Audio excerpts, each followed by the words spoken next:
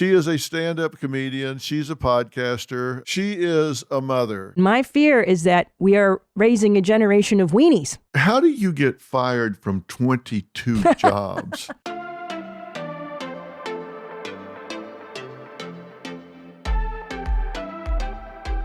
Well, hey, everybody, it's Dr. Phil, and you're on Fill in the Blanks. Of course, you know that. And get ready for a really good and informative time today. You know, I love to talk to people who have a different point of view than I do.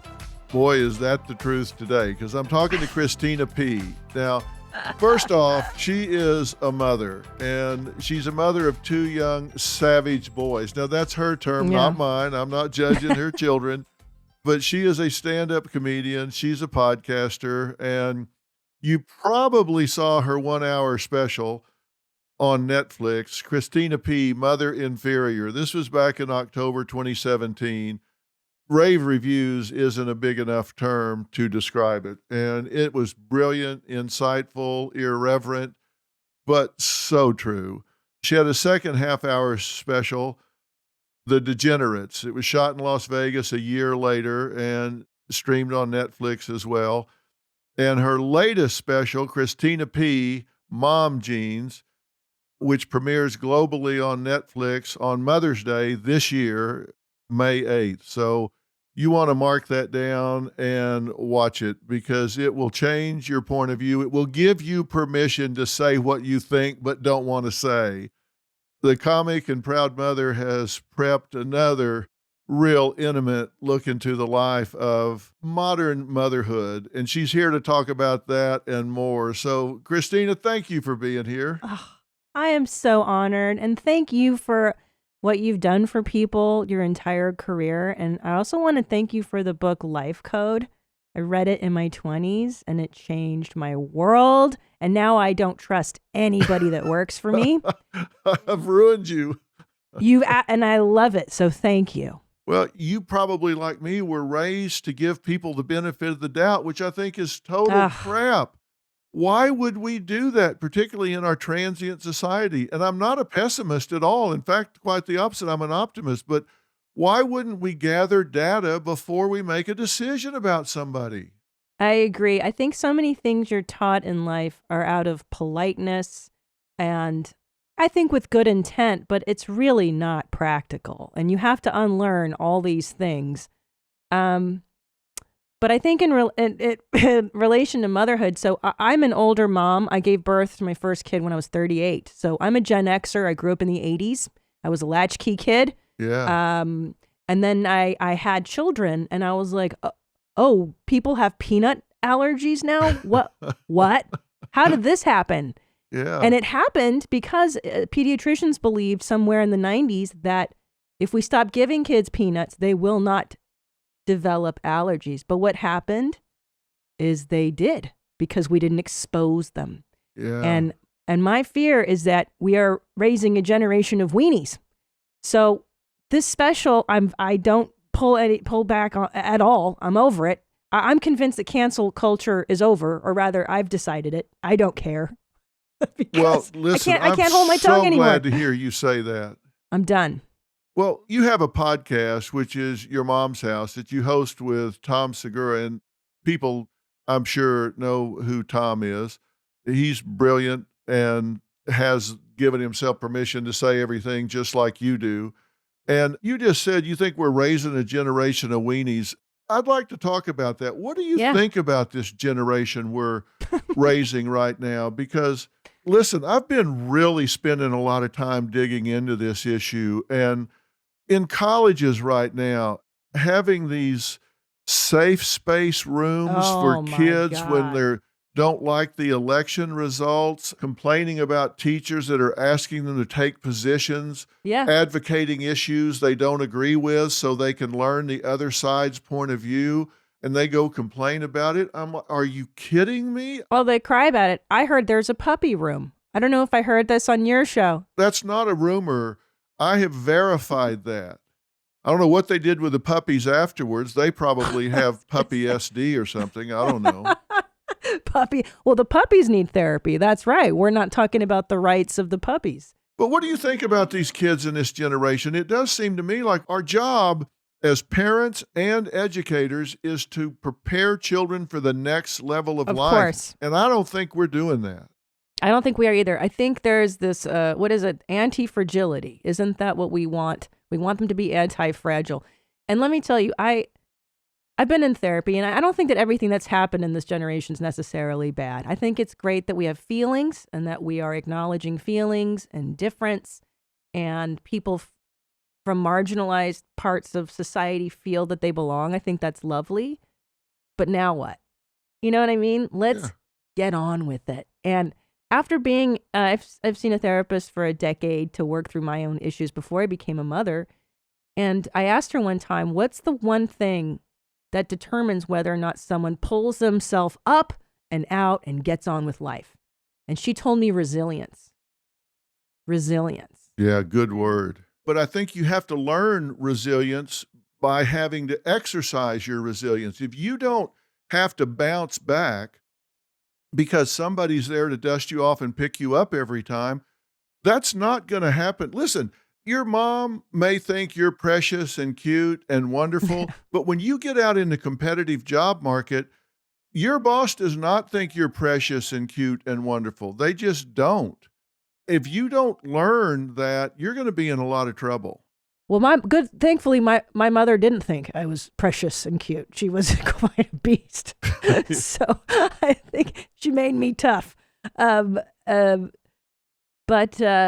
also I worry about parents because I think the expectations are very high on us. You know, I go to the playground and that's me time. You know what I'm saying? Like I have a beer, I chill, I let my kids run wild.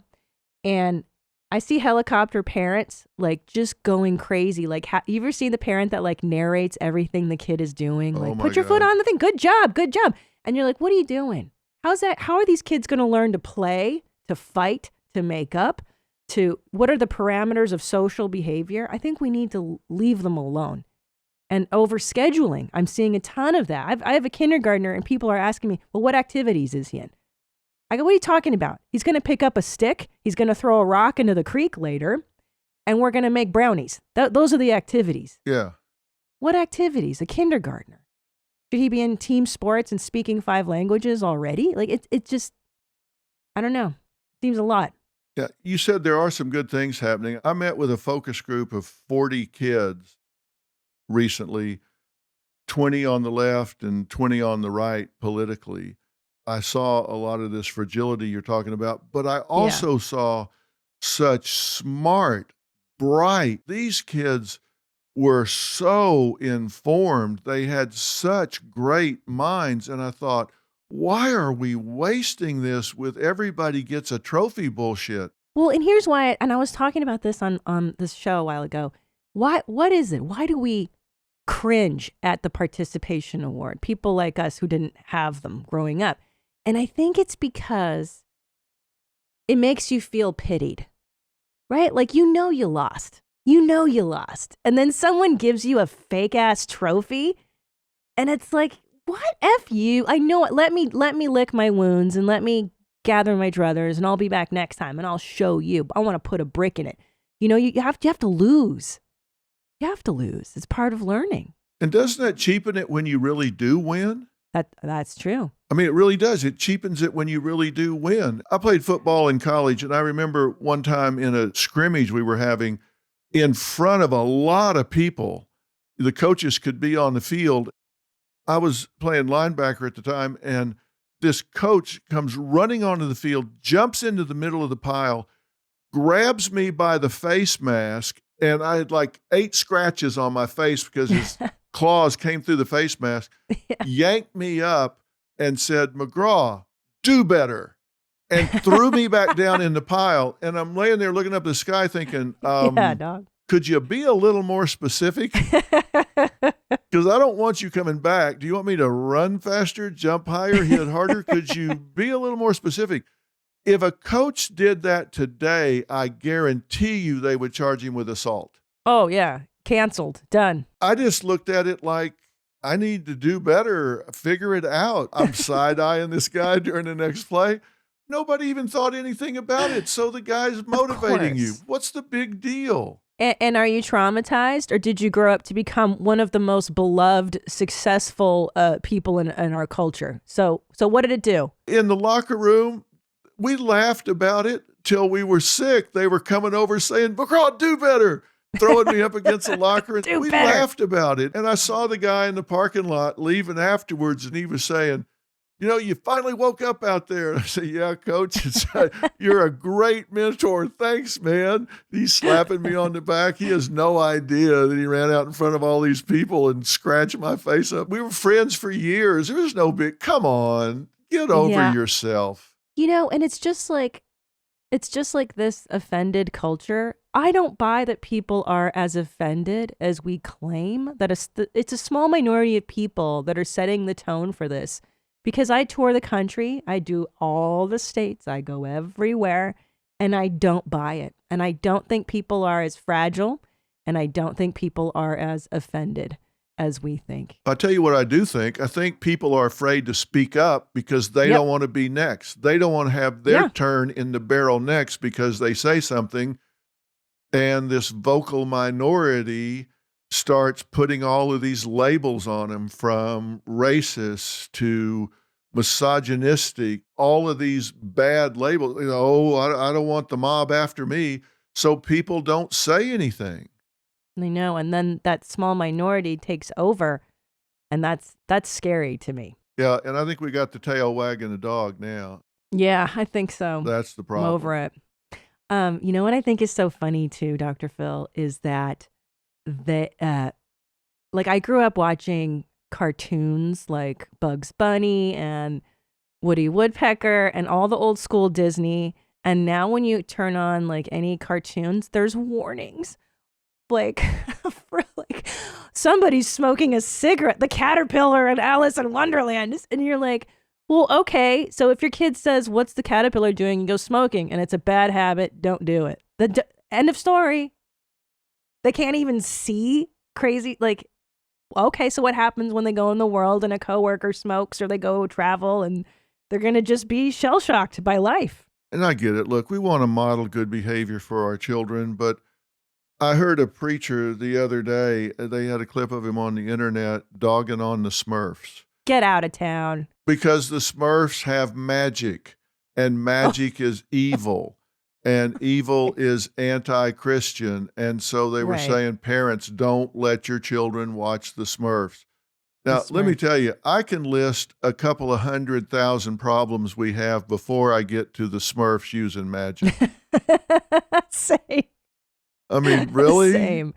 Yeah. Seriously? Same. I see a lot of people starving to death. I see a lot of people shooting each other in the back of the head. I see a lot of problems I would invest time in before I got to Papa Smurf. Yeah, I'm not too worried. And I grew up on him, and the Smurf stood for a lot of good things too, right? Kindness, community, fighting against evil. I don't know why these are not good forces. And also it makes me laugh too, because there's a million genders now, which I guess is good in some way too, but you're just like, well, anyway, there's this thing. I live in Texas now. I live in Austin. And I grew up in Los Angeles. So I'm experiencing a vast culture difference, and I'm really enjoying a lot of it. Cause in LA, people are like, there's no such thing as gender. It's all a construct. I'm like, really? Have you raised boys? Because girls and boys are not the same. I've never seen a 6-year-old girl pee out a campfire. Yeah. That is uniquely something I see. My 3 and 6-year-old boys are naked right now on the driveway in cowboy boots. That's real. And one of them's farting on me later. Oh, so they wanted to have pride parades in kindergarten. Really? Schools here. Yeah, and I was like, okay, I understand the inclination of we should teach kids about difference and all that. Do kindergartners have an awareness of sexuality and what that is? And I think kids are different, and they come to awarenesses at different times. But I can tell you, I'm from Texas. We have a home in LA, and we have a home in Texas. Everything from COVID on down, when I'm in Texas, it's like there was never a pandemic. Yeah, I know. It's the best. Here, you come here and the Yeah. shopping centers are full, the Yeah. restaurants are full, everybody's going on about their life. And in California, everything is shut down. People are wearing biohazard suits to the grocery store. Oh, in LAX airport, I saw people in biohazard Yes. full gear, like hazmat suits Yeah. in customs. I was like, whoa. Maybe And you shouldn't leave the house if you're that worried. I read a study recently. I'll actually put it on the website if people want to read it, where they looked at 3 factors and they were measuring what difference it made between states that went to total lockdown and states that did, like Florida, nothing. They were looking at mortality and how much disruption of the economy and education that state did. And they found no difference. If you totally blew up the economy and shut down your schools, the mortality rate was no different with states that didn't shut down the economy and didn't shut down the schools. So it had virtually no statistical impact whatsoever. And it was a pretty massive study, which I'll post and let people make up their own minds about it. But now they're starting to go back that direction again. And I'm really wondering if once you give the government certain authority and certain power, if they just have a hard time giving it back up. I think you're right. I think that is the thing, is once you give them the authority and the power, I mean, it's harder to give it up once you've got that. And that's why you hear me tell people all the time on the show, they'll come on and say, well, we're going to court to have a custody battle. And I'm like, you don't want to do that. You want to go sit down and work this out between yourselves. Do not invite the government into your family.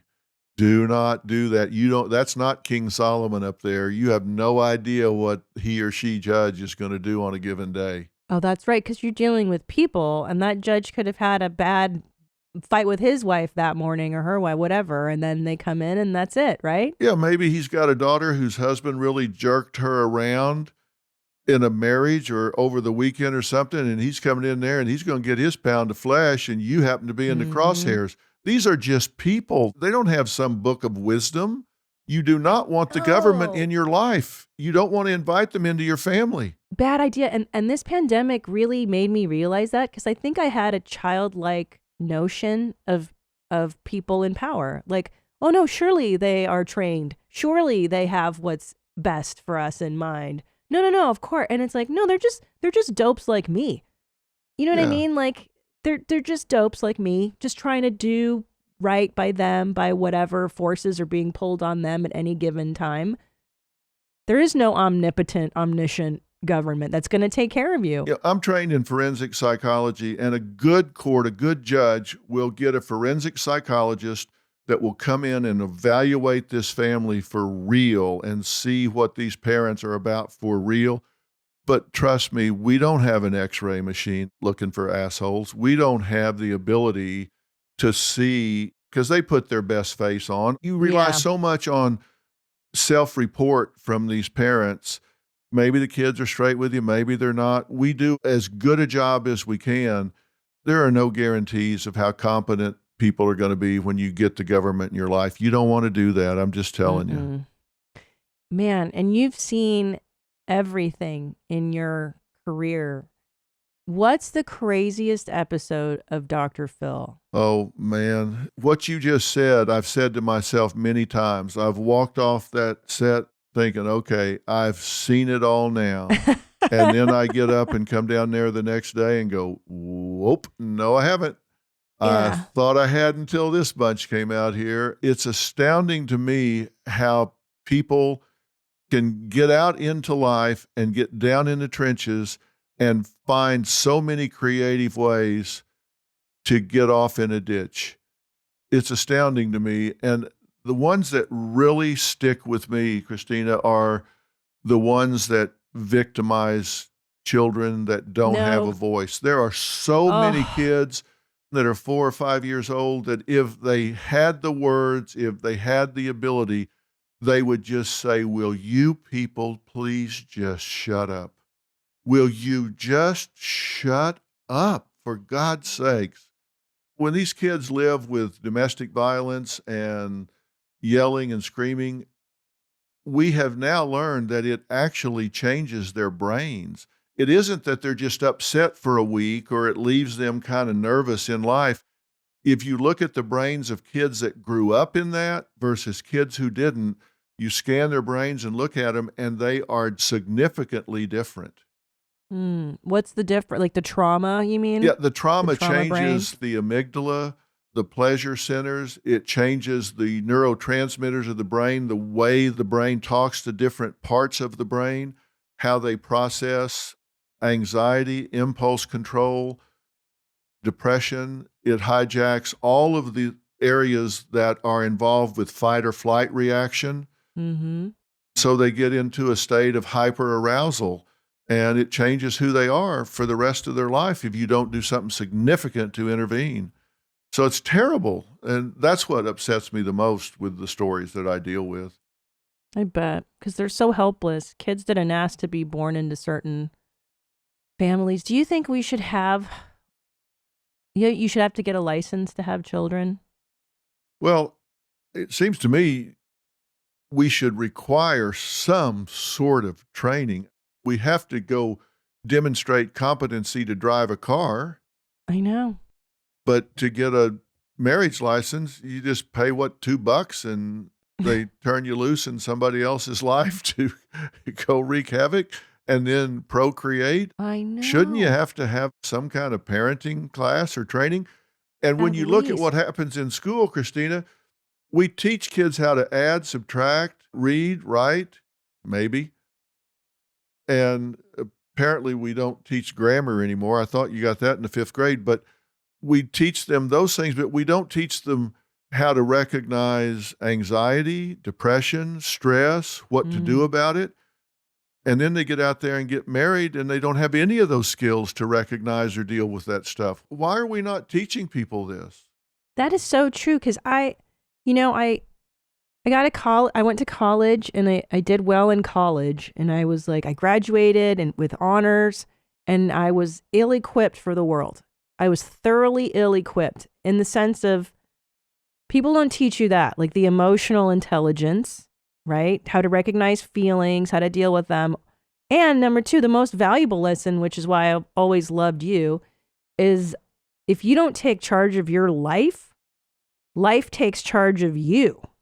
And if you don't teach kids that, I feel like that was the most valuable lesson for me, is like, oh no, if you don't do this, actively live, you're just going to, whatever comes along, you're just going to take it. And that's dangerous. So I'm actually, when I'm talking to you right now, I'm trying to think of like, for people listening who have kids, like what can we teach our children? What's the most valuable thing to instill? We look at kids sometimes and we go, oh, they don't listen. They roll their eyes. They don't listen. They may seem like they're not listening. They may roll their eyes, but trust me, if you hear not another word I ever say, they are always watching. They are always watching. You can be upset and maybe you just set your coffee cup down a little harder that morning. They notice that. If you're living your life without passion, you're just going through the motions and dragging along, they notice that. Parents that sell out and do a job they hate and they come home every day, oh my God, I hate that job. They're modeling for kids that you grow up, sell out, and do what you hate. They notice that, and you are the most powerful role model in their lives. We have to model for these kids that you need to be who you are on purpose. You need to star in your own life. And if you don't, who will? Who's going to star in your life if you don't? And that's what we need to teach these kids. Find out what your passion is and be who you are on purpose. Don't be a follower. Don't be a sheep. Don't get out there and react to what's happened. Be proactive, not reactive in your life. Be who you are on purpose. Yeah, that's huge. That's huge. Do you do that? Are you who you are on purpose? Because you sure seem like you are.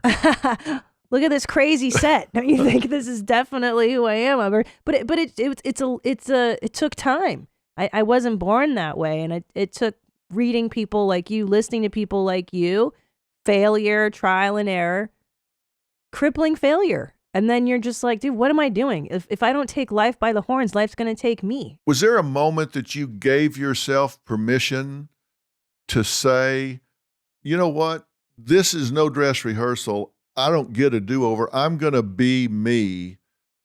And maybe people like it, maybe they don't, because it takes a lot of guts to do what you do to get up there. Our number one need is acceptance. Our number one fear is rejection. And you put it on the line every night when you get up in front of people. Right. Well, thankfully, Dr. Phil, my parents rejected me very early. So I don't have a false sense. Done, dude. I've already lost their opinion, you know? And, you know, I was useless in the real world. So I graduated with a degree in philosophy. And then in the next 4 years, I either quit or I got fired from 22 jobs. I tried everything in the world, and I didn't like any of it. And then I had a boss that he goes, you know, Christina, you're a horrible employee. You're the worst employee I've ever had, but you're funny. Why don't you go to the groundlings? And I said, okay. And that was it. I found my calling. And I put myself through every trial and tribulation just to make this dream come true. I stayed in divey motels. I've had glasses thrown at me, and I've had, you know, I've done it all. I've done, you know, like the Blues Brothers with like the chicken wire in their performance, an old ass reference for anybody listening. Because of this love of, for me, it's transcendent. You know, I believe, and I never bought this horse shit when people said to me, because I've been doing comedy for 20 years. 20 years ago, nobody wanted to hear women really tell jokes. Oh, no, that had to be terrible. I know, but you know what? Fuck them. And I don't care. And I remember, because when you watch somebody who's talented and funny, it transcends whatever shell, whatever meat shell they're in. And I was like, you know what? This is it. I don't care. I'm going to do this. And what happened was, like I said, I failed at everything else. I had my options were none. I'd fucked up my life so completely. And like I said, my parents didn't care anyway, so I'm not disappointing anybody. I got to hit rewind for a minute. How do you get fired from 22 jobs? What, they fired you as you're coming in the door? You don't look like you fit. Get out. How do you get fired from 22 jobs? Yeah. Okay, so one of them, man, I got a real attitude problem back then in my 20s.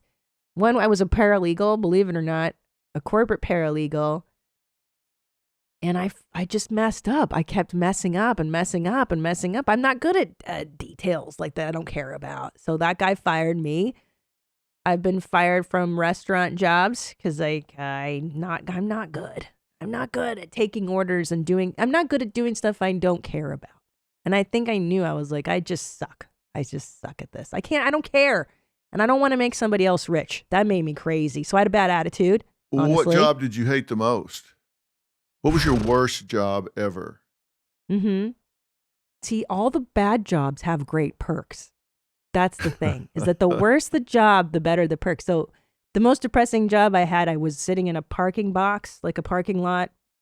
And then there was a booth. I would sit in there and I would sell parking, right? You think that's the most depressing job in the world. And I would sit in there for 4 hours at a time, but I loved it because I could smoke cigarettes. Back then I smoked. I could write. I could call my friends or whatever. My friends would come and visit me and I'd BS with them. And so the worse the job, the better but the worst job for me was probably in the legal field. That was rough because I had to pretend to be a normal person, you know, like I was an immigration paralegal. I was a corporate paralegal.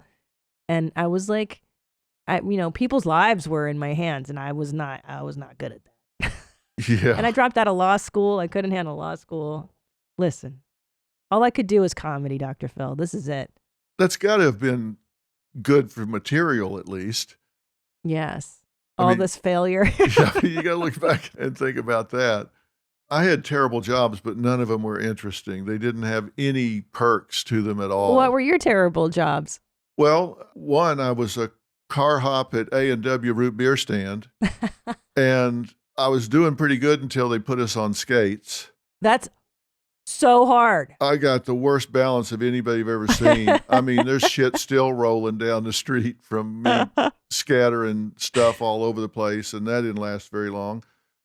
Then I had a job working for a surveyor where you stand with the stick and they're Oh, looking at yeah. you through that little thing. And it was in the summer in Texas and Oklahoma, and it was out on a highway. It was like 115 degrees, and on the asphalt, Ugh. it was 145. Ugh. 145 degrees. And I'm Ugh. standing there thinking, there's got to be something better than this. Because I'd stand there for 8 hours, 10 hours. Right, but see what that did to us is that we went, there's got to be something better. Yeah, And by exactly. God, suffering is good. Suffering purifies the soul, and it makes you go, you know what? I'm not going to stand for this. I've got to fight. You know, I remember the worst job I had. My first job, I was 15 years old, Marylander Marketing Research. I was actually 14 years old. My stepdad changed my birth certificate because he was a criminal. He's dead now, so I can say that. So I could work in the state of California as a 15-year-old. And I would call strangers. Remember when those old telemarketers? Oh, yeah. And yeah. Hi, this is Christina calling from Marylander Marketing Research. I was wondering if you'd like to take a brief survey about eggs today. Go ahead.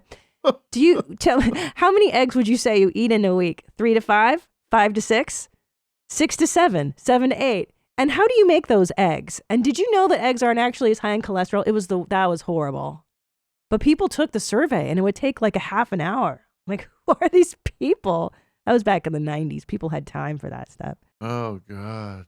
Yeah. But see, resilience and suffering. And that's what you gotta make your kids suffer a little bit, right? Yeah, it does motivate you because I think, okay, listen, I'm going to learn to read. I'm going to learn to do something. I'm going to get consequential knowledge because anybody could have stood there and held that stick up on that asphalt. Seriously, you could have gotten somebody with a 45 IQ to do that job. And I thought, I'm overqualified for this job. I need to do something different. I need better placement here. Yeah. Yeah, my dad used to make me work at his forklift shop every summer from the time I was 13. And I would have to answer his phones. And I don't know anything about forklifts. And people would ask me questions like, do you have propane or electric? But by the end of the summer, I could tell you all about forklifts and pallet jacks and Nissan. And is it a shift cider shift or something? That was so long ago. When did social media hit for you? How old were you when TikTok and all of that stuff came along? Are your children into it? Hell no. So listen, I grew up analog. I was blessed to grow up with an analog brain.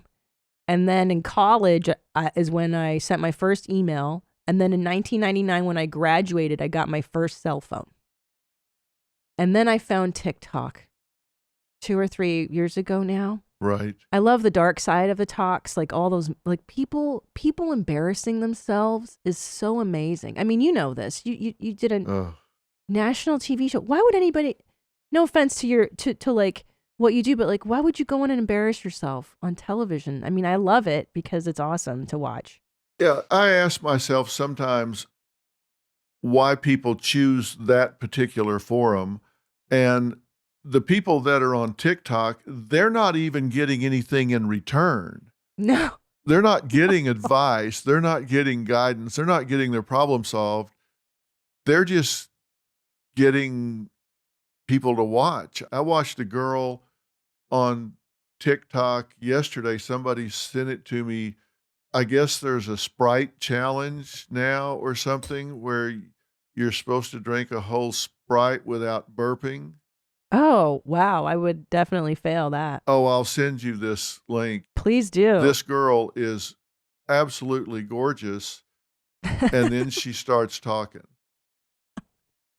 Does she talk like this? Does she say she's Josh Safdie's muse?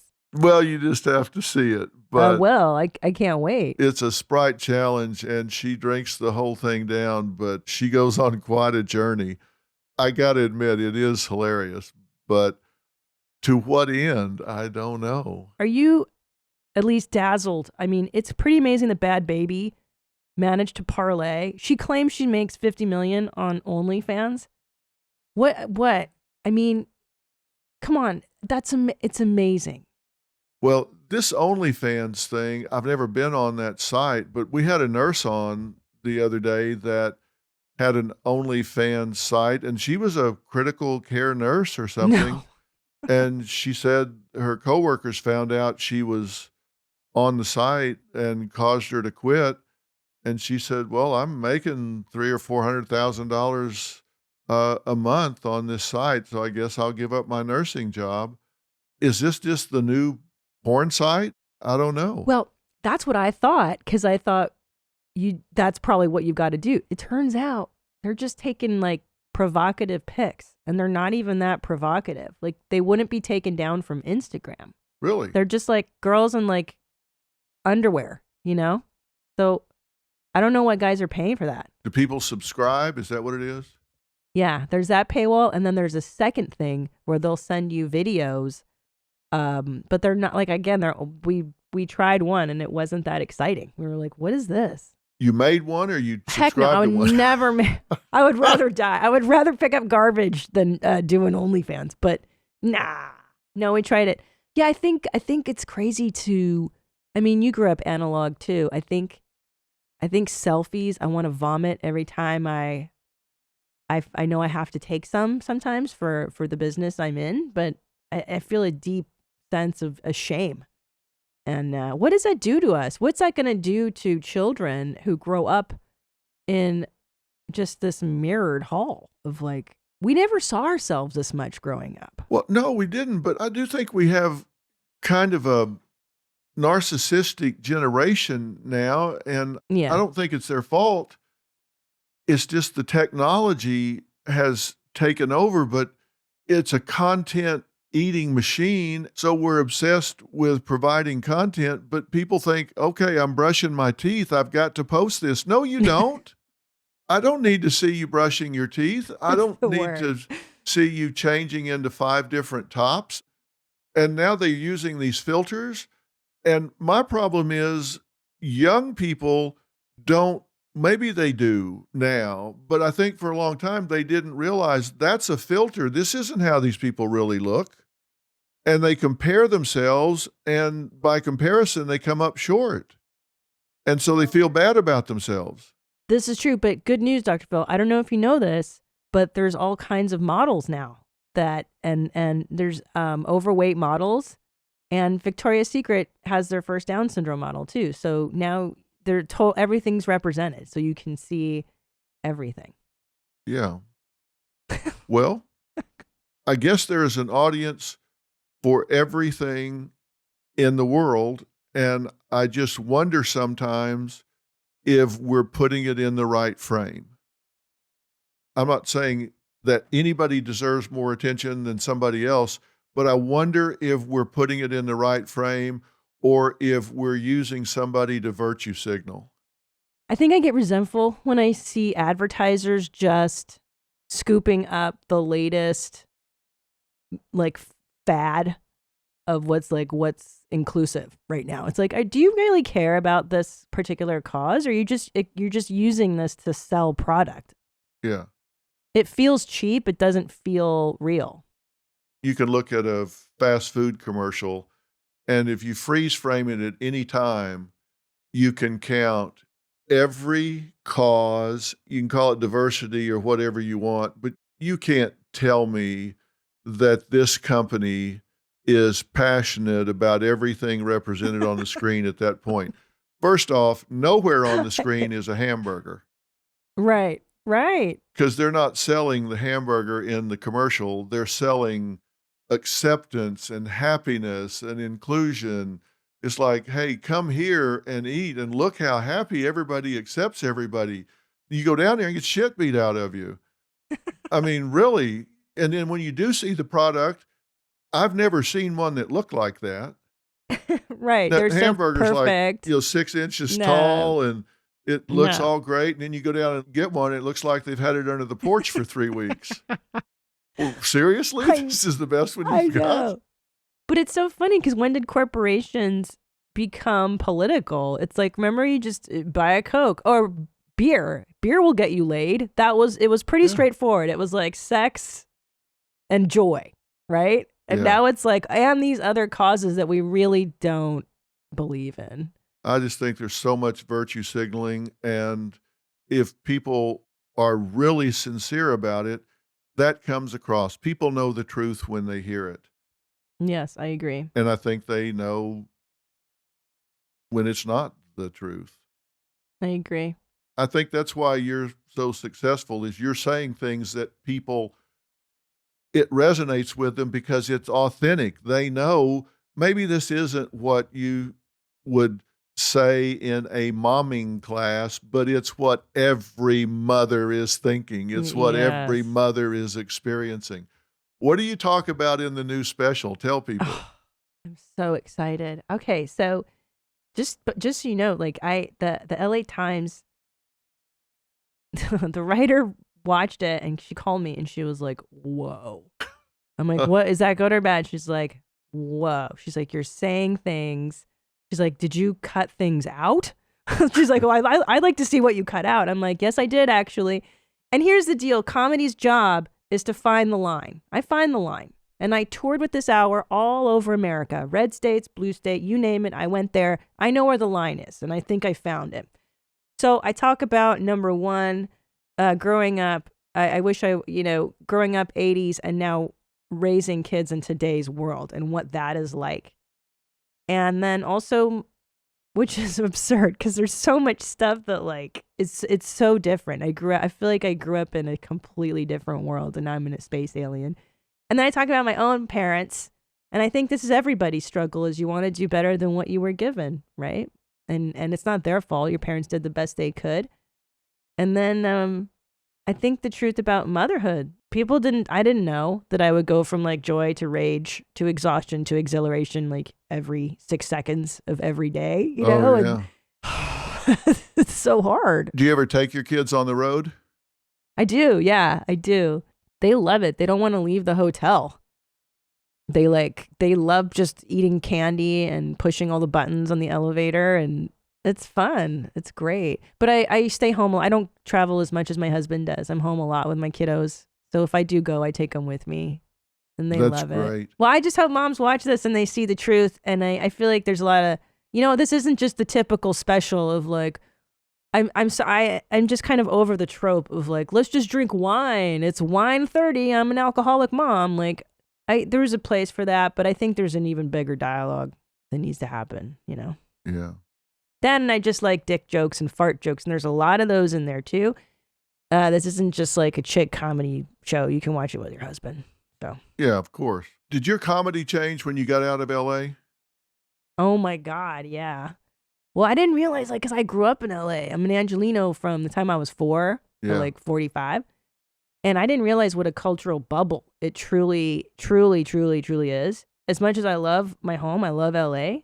Yeah. And I moved to Texas and I went to like my first kindergarten party and it was like a boys' party. And they were like, okay, y'all, here's some cupcakes. And then after the cupcakes, we're going to have donuts and then we're going to have cake. And there's snakes and there's like snakes hanging from the walls for the boys to play with. And like, parents are drinking margaritas and everybody, hey y'all, like just so laid back and so normal and nobody's offended and nobody's worried about anybody's gender identity or like, it was calm and it was cool. It is calm. We love the people here. And a lot of our friends have moved from LA to Texas, and every single one of them loves it. It's not culture shock, it's culture stimulation. Yes. Joe and Jessica Rogan have moved to Austin. Yes. I know you guys know them. I love them. And they love it. But it is different. I wish people would really visit different parts of the country more from LA and realize there is a whole different mindset, different culture out there because it is a bubble. Mm-hmm. It is. And like I said, I grew up in it. So I was very sure that this is the right way. And then I've always toured all over the country, but there was always kind of in my head I have to admit a bit of an us versus them, like, but I'm from LA. I'm cool. I know what's up. And then I'm like, oh, wait a minute. No one cares about the stuff we care about in LA. Like nobody cares. I think most people just want to raise their children and have a Coke and a smile and like and enjoy their lives and get on the river and enjoy barbecue, Yeah, it's a different life, but Austin is a very sophisticated city. There's a lot of tech down there. Yes. There's a lot going on in Austin, Texas. Yes, there is. And I love it. And I've been meaning to ask you, pork ribs or beef? I got to say, beef, pork is more work. What? Well, pork is more What? work. I feel like the beef rib, I mean, it comes like this big. I know they're dinosaur ribs, but you got to work That's harder huge. to eat the pork ribs. But I guess the pork ribs is a better payoff flavor wise, but you got to make sure they're Flavor-wise. done. Yeah. You can go to So County Line out there and get a dinosaur rib. that's what's up, County Line. That's Yeah. right. I love that one. I like the one on the lake. I take my boys there. They Yeah. lay down on their bellies on the dock and they poke the turtles, and no one says a damn word to them. It's Yeah. so funny, and it would never happen in other places in the country. They, Are those the biggest ribs you've ever seen? yes, I mean, really, they do look like dinosaur ribs. yes. I've never seen it in my life. Anyway, my cholesterol was a little bit high, and I have a doctor here in Austin. And I go, but I love ribs. I just moved to Texas. I have to eat barbecue. And he goes, well, okay, you can have the brisket and the sides, and that's about it. Like, that's such a Texas doctor thing to say. You can have the brisket. All right, I'll Yeah, he'll settle make a on deal with brisket. you. He'll make a deal with you. Yeah, get out of here. So does Tom like it? Does he like Texas? Loves it. We're thrilled, man. It's good for the kiddos. There's so much to do here. Every weekend we go check out a different park. They throw rocks. They pull bark off of trees. And I live a smaller life. I think it's really cool. I get to see I get stoked on birds. I've seen a turtle in my backyard. I'd never seen a turtle. From 45 years of my life, a real turtle. Seriously? No, I grew up in LA, concrete jungle, San Fernando Valley. Yeah, well, there are some snapping turtles down there that are prehistoric, that's for sure. So you grew up in Dallas? No, Nebraska, right? No, Oklahoma and Texas. Oklahoma, okay. Yeah, we bounced around just here, there, anywhere, but mostly Oklahoma and Texas, every small town you could think of, because my dad was in the oil business. Not in owning oil, but in servicing with drill bits and stuff like that. So we were all around, and I loved it. I mean, I didn't mind it a bit, but we were never anywhere for very long. So you learn to make friends. Resilience. Because you're always the new kid. Yep. You know what I love about Southerners too? They love to make chit chat. I learned how to make chit chat. Oh, yeah. I never knew that. Oh, chit chat's an art form here. Oh, how's the weather? People come and they just visit. I have a couple of cowboys that work on my house. Hi, Miss Christina, how you doing? And they say, thank you for the visit. They're so sweet. We talk about nothing. Yeah, how many times have they told you if you don't like the weather, wait a minute? Oh, my God. Yes. Oh, my God, that's the joke. If you don't like the weather, just wait a minute. It'll be different tomorrow. Yeah. In California, they can do the forecast every Saturday, 'cause nothing ever changes. Yeah. I learned a long time ago that you were a fellow dog lover, and I knew right then you were my kind of people. I am. I'm obsessed. I love dogs. Oh, I do too. What do you have? Well, I've got two that I did a show on CBS called That Animal Rescue Show. We really spent a lot of time coming up with that title, by the way. It was an animal rescue show, and we couldn't decide what to call it. We said, everybody's going to say, have you seen that animal rescue show? So we just thought, what the hell, we'll call it That Animal Rescue Show. That's a good title. Yeah, and I was down at one of the places in Texas where we shot, and they had some feral dog down there that had 8 puppies, and they said, they're small, you should take 2. And I took 2 of the puppies home. I could hold them, 1 in each hand. Oh. Snow white puppies. One had blue eyes. The other had a blue eye and a brown eye. I took them home. One weighs 125 pounds now. The other weighs about 115. Oh, my God. They're snow white. If they didn't bark, I would swear they were polar bears. Oh, they're huge, gorgeous. but they are the best dogs, I swear. Do they sleep in your bed? These dogs, they're mostly Great Pyrenees. They're just mutts, but they're mostly Great Pyrenees. And they like to go about 50 yards from the house and watch it. What? That's what these Great Pyrenees do. They watch herds. And if a wolf comes, they want to be away from the herd so they can intercept the wolf and kill it if necessary. to I love protect it. the herd. It's in their DNA. So they sleep away from the house to guard it. And if something approaches it, they intercept it. That's a working dog. I Yeah, love it that. is. And they work as a pair. These two Wow. brothers, you never see them more than 2 or 3 feet apart. So don't want to approach the house in a skulky way. That's all I'm saying. Yeah. I need to get me some of those dogs. Ours is useless. I have a little Ewok dog, a little Brussels Griffon, Yeah. and one of these purebred, fancy, dumber than a box of rocks, but so sweet, and she snores. But I got to get me a useful dog. I think that might be the trick. You would love these, but I hope if a wolf comes at our house, it's a very slow wolf, because these are the most clumsy, slow-footed dogs you have ever. They're like, do-do-do-do-do-do-do-do. But they're sweet. I'll send you a picture of them. You'll like it. Please. I can't wait to get more dogs. Yeah, Yes. you need a couple more. In Texas, you can have I all the know. dogs you want. That's the best part, that this is a very dog-friendly place. Yeah, thank exactly. goodness. We're obsessed with our doggies. Well, listen, I want everybody to know, I want to say it again and again and again. Your latest special is Christina P Mom Jeans. It premieres globally on Netflix Mother's Day, May 8th. And then there's more to this, because later this month, you're going to be on Netflix again, which is their comedy festival, Netflix is a Joke. You're going to participate in Amy Schumer and Friends section, which is set to take place at the Hollywood Palladium. Mm-hmm. You're going to be on with some others. So you're just Netflix all over, right? Thank you, Sarandos. Absolutely. Praise Yeah. Netflix. I love Yeah. it. My husband, his first special ended up at Netflix back in 2014, Yeah. and he was disappointed. We were like, "What's this Netflix? What are you talking about?" Now look, right? Yeah, I think they're doing a great job. I executive produced Kirk Fox's special that was on Netflix. Wonderful. I Yeah. love Kirk Fox. So funny, so talented. Yeah. He's touring with my husband. Yeah, well, I understood he was. He's a great one to be on the road with. He says it's Yeah. going great, but I'm a huge comedy fan. I'm a huge fan of yours. I want everybody to tune in. What a great way to celebrate Mother's Day That's right. with this new special. If you want to honor your mother, sit down and watch this with her, because it will honor what she's been through in raising you. Trust me.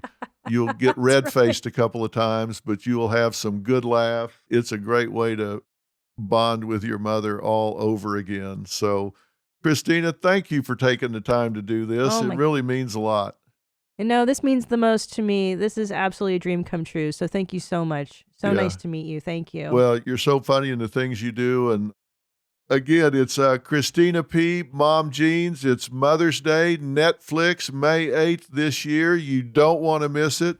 It's all good humor. You will love it. So tune in and watch it. Let me know what you think. Christina, I'll talk to you soon. I'll talk to you. Thank you so much. Mwah. My best You're to the Tom. best. Yes, for sure. All right, so long.